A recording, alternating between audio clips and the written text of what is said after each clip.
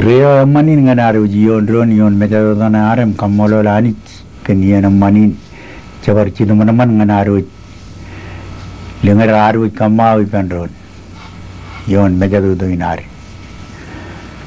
talagun bawenado ina walo gigichen echa bawenado dilu cinon han walo kamani juro pujin lale ta ilu ketuyo manam walo gigichen an lari go chararuk jadi tu bagian lale mah wawan ketua ni ro irigio mear walo gumal lang tagilu pugonin wajah ilu Ailinglaplap kiye jeten tibrigi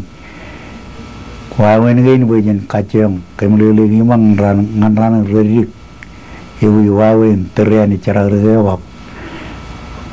ibu wawan nalan chararuk ilo cara rego an larigo nijin legdang rar cara ilo aling julai keduna mereba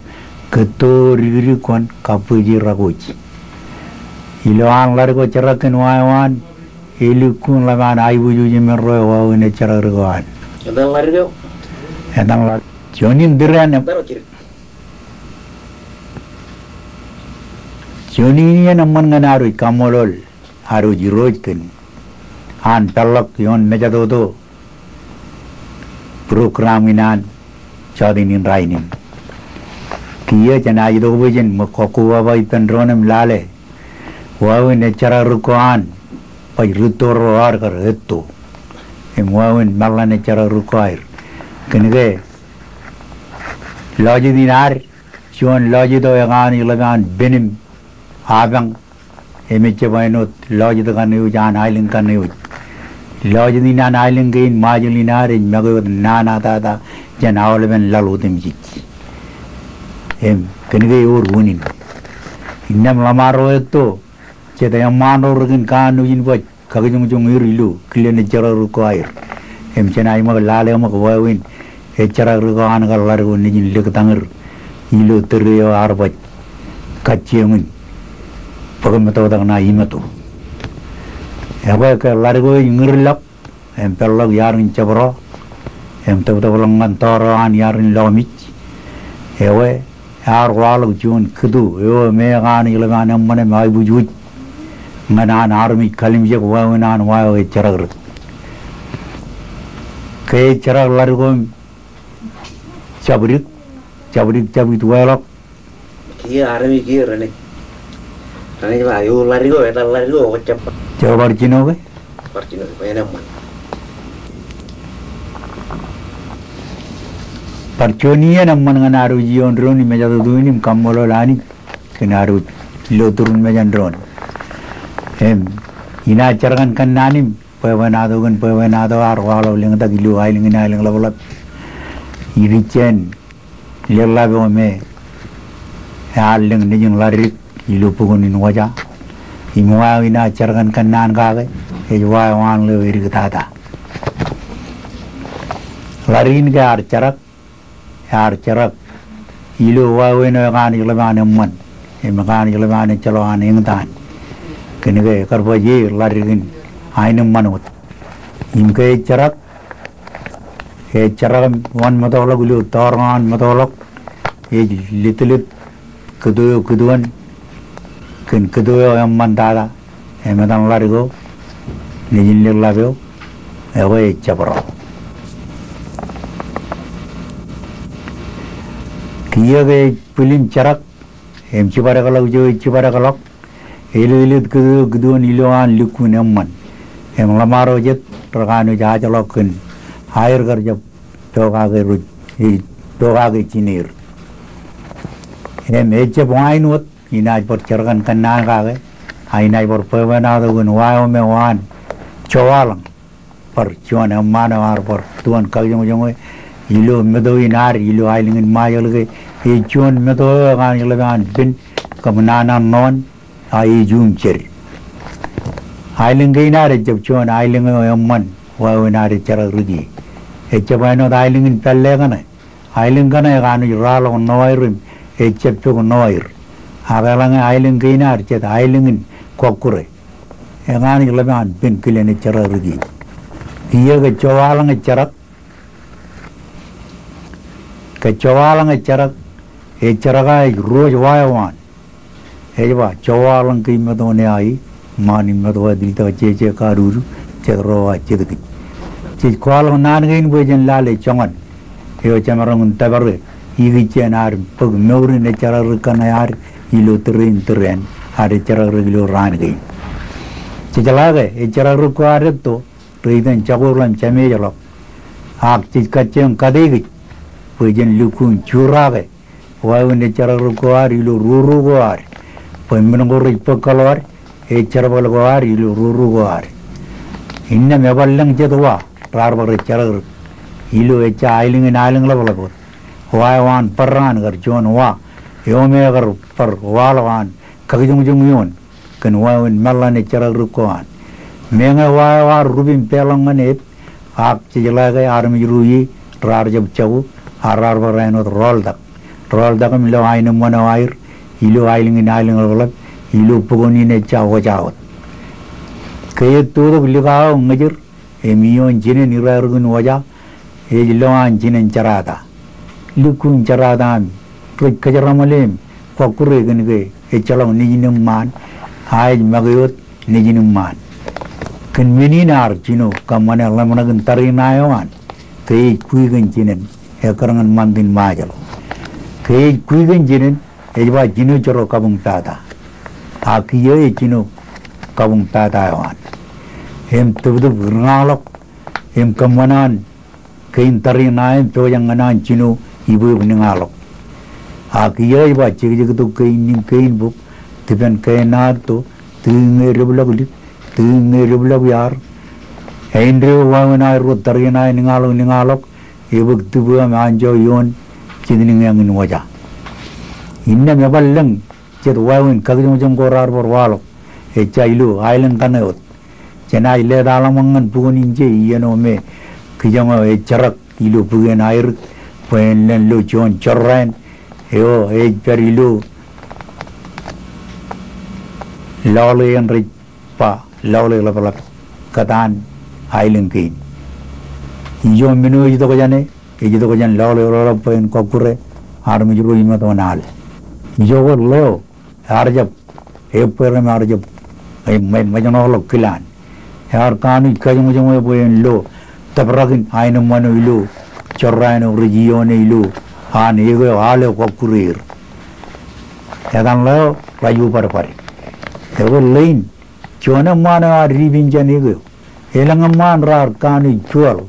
em chorran janigo ai yar kadegun konan boyen warainu man ilu Ailinglaplap em yongo tabrak ego mi emilak emrar women Ailingin chalut yawe chirgain pavenado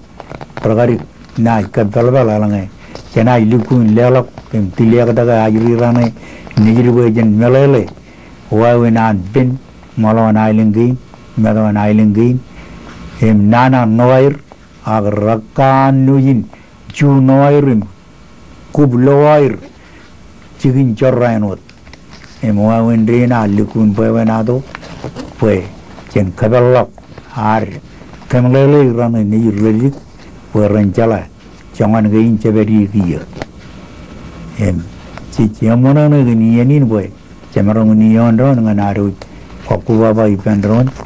ini chen pavenado gain rajwal gun alikar kenwawinan lamaring si juan jango kagir ilo terin ne charagra yawa lamarorar kijang data Ailingkin irri ne mujwadgi ilu caban kan nagi apa benado gain rajwalok ilu chodin in raini yawa ikamolo lani kan ke cabar maron kijang log yeni naru ji pandron immono ne pandron kungkane jam molim yawa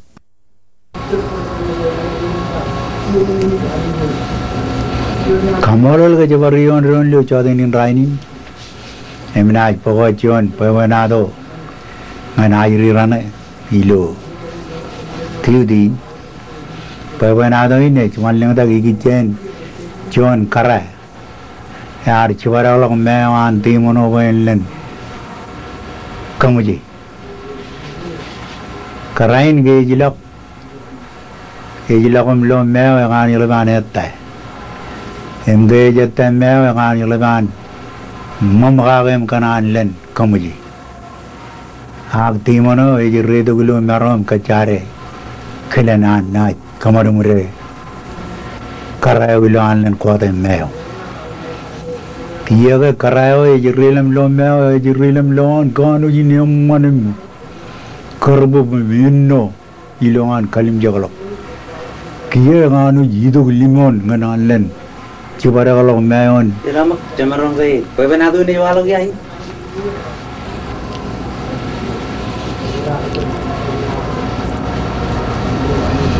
Senai kamulo lo mulo jadi ni rai ke jo ibara bageron ilo tiudi mai mayuri rane ngana pawachon pawanadon lai eo e walok ngan ge jibojen kalim jagalok romnad malalegan pawanadon lai pawanado ni walok gi jen kara eo ibara enot keren lai ngana nilangan cibara kalau mewan timonon ilan kote ke karai ni jilap timona wan yalagan project nganan kwalo chet wai win wo enai kamarum rega ke karai jilap ebang mare nangan bo jenno mena memana nette ali karge ina ilan kamui nemui ya cari lam waling lagu mewa timona kabele Ejaba, kijaga karayo taling log ina ilan chino. Aba gini ninge liyo ya karan gijmayo. Rayo malo liyo malo. Rayo malo bungliyo mit. Iyo de log karayo. Iyo de log karayo betalon na ilal. Ag bungdog ched udri. Untuk jadi wiri mulak ude karayo, ebar ya kagalok puruanin muyagi menon. Emoi, irlelem lalem meo, emalam na gage inne me perjan mewa ebar rollu. Jodinin rano percabangan muiman. Ilem lam na gelle arkigan me na ge egan jenno, akeno dicem marong kattebare. Jakarana ilju ina ibar kacem cebara kalau emai egi baji ngelag rujuk bangunyo eja par cebara kalau mango kap carbal korra karbain carbali age bar cebara kalau meo age mujana kar cinenem jemen kallumuri ge en kammane chagiyo an mogota janai rona jitan logo eta per chagiyo agrutoro remodalangan barcet yani korotto logan iyo me lerigo arteri yebar elago le jibangon rano jon elagi log meo e jago ban mujan di mono gadai log lag likun bajateo egan lagan lola jorrayo e peri elagi cari log lerigo wangi mena lamai jago ban kalau log jane tom inno meno dan bujen no mi lai meno data men riba ngorongoren lai emai itu betul betul cipu kain kamu ay ele lok kain kamu mental gitu ran meo ele lok meo gia di mono ay karya lok meo kaya to man lokaya par kuali chone kini liyo ya karan gijmeo rayo malo gu liyo malo gu rayo malo gu liyo malo gu bungliyo mit ya baru delok liyo jan man ran meum bibagi logulal imi liyo mija dimun wajidin kage gajire rega mamba ali bibiyot ijib jilale ke jerwale nan emman ay jalamana gena dabar ki chijo jamlo kor jaggar ay war bungdo udri ko amla gude mejan lirigo imur Inguru monalok kaya olagan lokar kia ijinu eme nangkoan eme itu gitu nangkoan kulberi monalok lagi monalok kia bagan itu rol tu jinenim jemen jibongoneo iya na ilikun corrano jibongoneo abar jula ko nangko ay tapolok ati mono ba aneni ni najman karangan mi bolang ay tu jinenim jemen ina kangiru emit karala barono yolo me jiku bejedu madan jirige mer igilan talling cagaron ni jorna igilan talling tu belum keling lo ran ram leman lo kein kamu leman lo adi mono kini ningal liyo ya garan gijmayo rayo malagu liyo malagu rayo malagu bung liyo mi elagu de lagu liyo elikun mi